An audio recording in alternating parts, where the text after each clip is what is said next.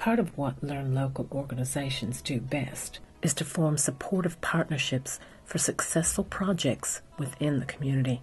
Alison Demuth, coordinator of the Ballarat North Community House, and Tracey, Bourne, local artist and singer, partnered to create a community music theatre performance sponsored by Regional Arts Victoria. The result was Illuminate by Fire, a stunning evening of Indigenous stories, songs, and the burning sculptures underneath a full moon. Fire, fire, fire, fire, they have no water.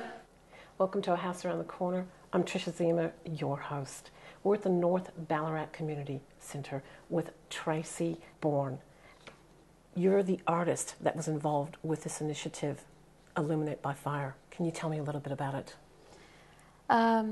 Well, Illuminated by Fire was a large statewide project that was initiated by Regional Arts Victoria, and it was a project about fire and about how communities all around the state responded to fire and what fire meant in their area.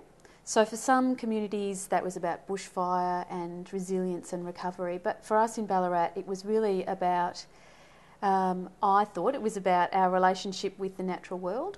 So I applied to be the local artist from Ballarat and was successful and began on this project about fire in Ballarat.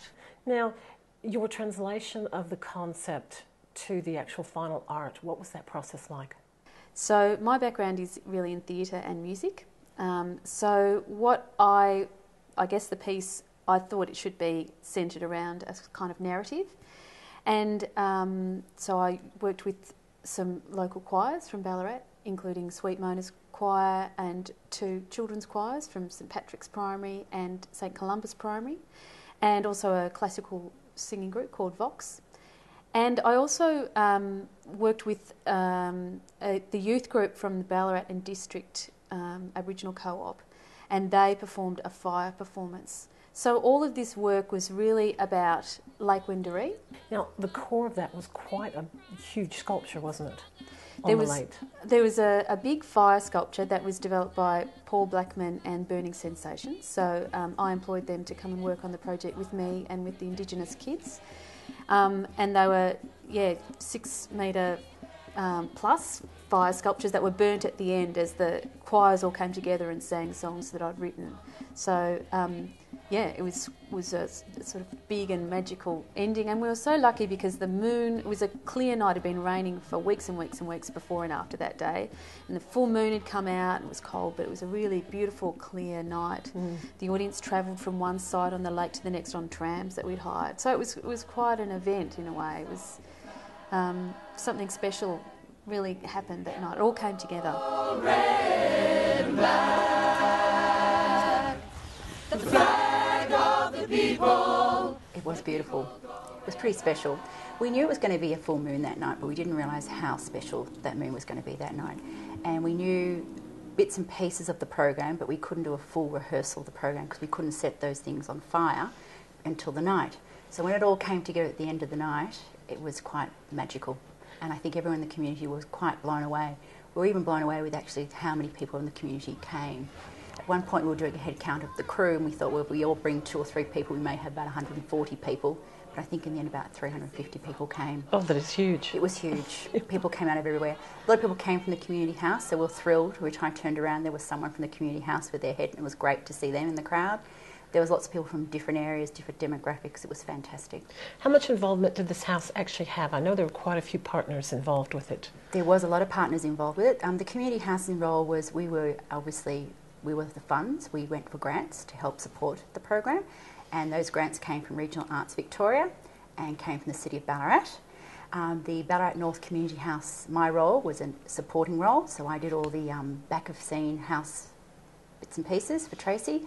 So if she needed something, she'd ring me and I'd have a go at it. Apparently you had to start fires in odd places. We did. Tracey wanted to practice burning. The children had to learn how to light fires. So she rang me one day and asked, where can I light a fire? So I rang the City of Ballarat and they explained that you can light a fire in the Vic Park area, and we went up there and lit some fires with a permit. Smoke on the wall.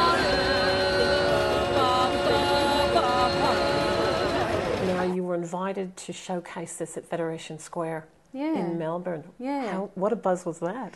Well, that was fantastic. In a way, for me, the question was, well, how do I bring this performance that was like an event? It was a site-specific, one-off kind of performance. How do I bring the essence of that into Fed Square amongst all of these other works? And for some of the other works, it was a little bit easier in a way because they had a sculpture or an installation that they could move from their town to Fed Square. Yeah, but you'd already burned yours. That's right, we'd burned it up. So the songs really moved to Fed Square.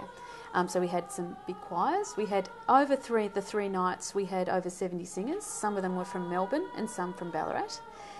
So I taught the songs to some Melbourne choirs to make sure that there was enough singing happening, and also rearranged the songs for 3-part a cappella. So that was really fun, and we were called the Flamettes.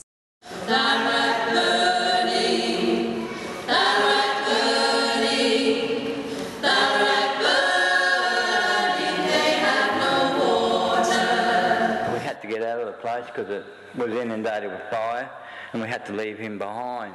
Illuminated by Fire has brought together many Victorians. And I think that bringing together of many Victorians and the telling of these stories through art will play a big part in helping us to create the future. There is something very beautiful in the word illumination. But underneath it, of course, there is also that terror of fire that we face in Australia. Looking at some of these works, it seems to me that a light of hope flows through these 11 art projects, these projects that ask questions and provide some answers about living sustainably in bushfire-prone areas.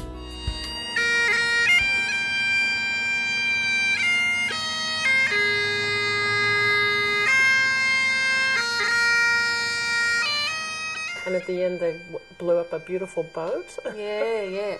Well, yeah, it was re-blown up every night, but it was quite spectacular. I think it was, and it was really lovely to be able to. We didn't bring those fire sculptures from Ballarat down to Melbourne, but instead we had this boat. So in a way, those songs were still framed within a similar kind of story, which was about fire on water, and that symbol was still kind of brought into the songs. Fire, fire, fire, fire, they have no water. Thank you very much. That was absolutely lovely. Pleasure, thank you. Tracey Bourne and Trisha Zima, A House Around the Corner. Let's just explore whether we can open doors together.